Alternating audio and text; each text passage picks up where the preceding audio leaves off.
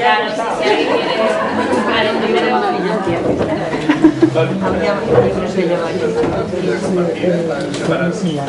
A ver, mira. Por ejemplo, por un niño de 8 años. Vale. Niño bebé. Sí, porque claro, es que la gente no trabaja de psicóloga infantil. Yo he tenido niños de 10 años llorando, me dicen, yo los quiero a los dos, pero que me dejen tranquilo. ¿Vale? Entonces resulta que es el niño el que cambia de casa. ¿Vale? Es el niño el que hace la maleta, el que, ay, me he dejado chándal en casa de mi padre, espera que tengo el libro en casa de mi madre, esta semana donde estoy. Los he tenido llorando diciendo, es mi cumpleaños el mes que viene y no sé en qué casa estaré. Mi amigo me ha dicho que me enviará una postal y no sé cuál de las dos direcciones darle. No sé qué teléfono darle, porque no sé dónde estaré el 27 de noviembre. ¿A eso no lo entiende nadie? Que lo importante que es tener un domicilio fijo. Entonces ahora se están haciendo otros tipos de guardia y custodia compartida, que es que los niños se quedan en la casa y son los padres los que cambian cada semana o cada 15 días y tal. Bien, en todos los casos que se ha hecho, que eso yo lo encuentro bien, si yo no estoy en contra de la custodia compartida, estoy en contra de que se marean los niños. En todos los casos que se ha hecho, y en Serós al lado de la herida tenemos uno, los padres, el que más ha aguantado son 3 meses y han pedido la revisión de las medidas. Porque cansa mucho cambiar cada semana de casa y hacer las maletas. No hay que generalizar, creo que cada No, familia... pero hay que ponerlo encima de la mesa. Sí. ¿Vale? No generalizar como se está haciendo, ¿no? Claro. Hay que poner cada caso y hay que mirar lo que... Hay unos que, por ejemplo, lo tienen muy bien porque se conocieron porque eran vecinos y se casaron. Y cuando se separaron, pues sí, es verdad, están en el mismo rellano, en el mismo edificio de una casa a otra. Perfecto. Perfecto. Custodia compartida ya. Claro que sí. Un niño de unos 7 o 8 años que solo tiene que cruzar el rellano y además lo digo, hoy voy a dormir allá, hoy me como allá, hoy como aquí, no sé qué. Esto está genial. O sea, no digo que no. Pero hay casos en que la custodia compartida es muy dura porque el único que lo sufre es el niño, ¿vale? Y eso hay que ponerlo encima de la mesa un día u otro. Y no es en contra de los padres ni en contra de las madres, ¿eh? Pero hay que empezarlo a decir. A ver si suena. Ya está. Para allá. Más alto, por favor, pero para mí. Cuando hablas de parto inducido, ¿qué te refieres? Cuando es un parto inducido.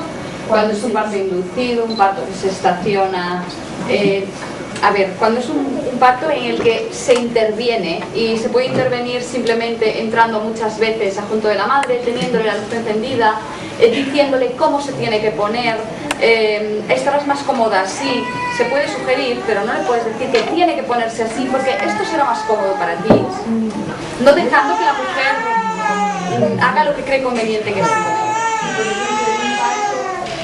La mujer no tenga dinámica, si me puede dejar, a ver si puedo subir a su dinámica, si a las 4 horas cuando hace la exploración, tú ves que no tiene ninguna, que la exploración es la misma que antes que no avanza. Bueno, pues a lo mejor hay que plantearse, pero yo creo que tiene que ser la mujer la que decida si quiere o no quiere que se vaya interviniendo, ¿no? A lo mejor le puedes plantear, bueno, ¿quieres que, bueno, podemos intentar romper la bolsa, a ver si esto evoluciona, podemos poner oxitocina, podemos hacer una cesárea directamente, pero que la mujer decida. Porque en todos los hospitales le dejan una hora y si en una hora no, le hacen una cesárea, entonces a lo mejor conviene solicitar a la mujer, pues, la situación. Pero que se le diga a la mujer, es que las mujeres podemos entender muchas cosas, pero que nos lo digan, no... Bueno, ¿qué vas a hacer? ¿Vas a romper la bolsa? Pues claro, mujer, como no te la voy a romper. Hey, por lo menos dime lo que me vas a hacer, dime por qué, y yo decidiré si lo creo conveniente o no, que soy yo y es mi hijo que van a hacer. A colación de lo que me comentabas, también hay que, una cosa que creo que los profesionales deben de plantearse, no es, llevas 4 horas que no has dilatado nada, entonces tengo que hacer algo. A lo mejor la cuestión es también revisar por qué esta mujer no ha dilatado en 4 horas. Igual hay algo en la manera en la que se está manejando ese parto que está bloqueando a esa mujer. Y a veces es tan sencillo como recuperar otra vez esas necesidades fisiológicas, emocionales o lo que sea que tiene esa mujer y que la están frenando ese parto. Y eso también es muy importante, porque la solución que siempre se encuentra es actuar, intervenir, hacer cosas. Y a lo mejor no hacer nada, y a lo mejor no estar viniendo a ver si te hago un tacto, a ver si no sé qué, a ver si el monitor, las contraseñas. Igual eso a la mujer la está estresando una barbaridad y no avanza. Si ya valorado y ves que no hay ninguna causa para ello, Bueno,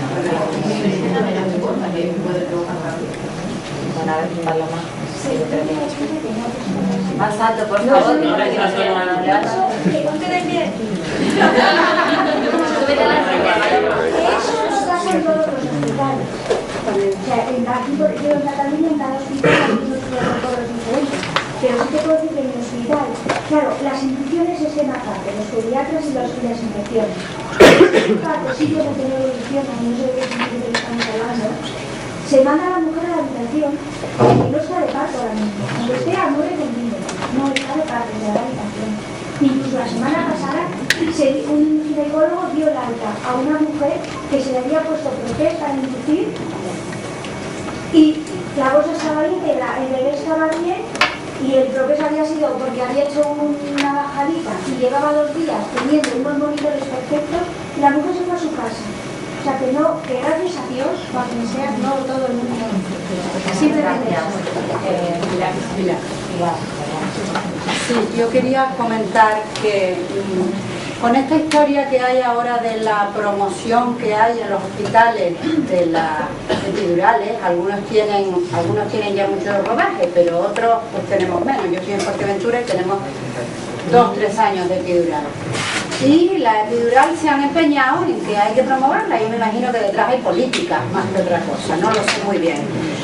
Pero creo que lo que tenemos que dejar claro es que un parto por epidural, un parto ya intervenido, pero no solamente intervenido porque la epidural es una intervención, sino porque además es el comienzo de una cadena de intervenciones.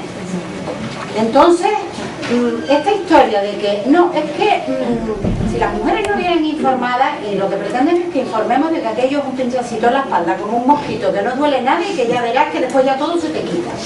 Esta es la dichosa información que se les da a las mujeres.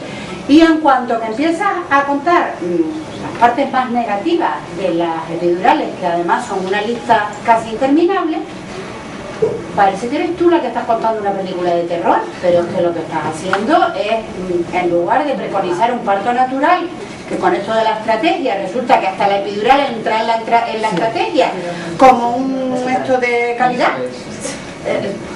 Yo no sé qué confusión es esta que nos están creando con las dichosas epidurales. De cualquier manera, esta discusión la vengo oyendo desde los años 80 en Chaturrú, cuando íbamos en Chaturrú, ¿te acuerdas, Cristina? Ya estaban con esta historia y ahora resulta que 30 años más tarde estamos nosotros con la misma movida, que no entiendo nada, vamos, yo no entiendo qué historia es esta que hay con las epidurales. Además es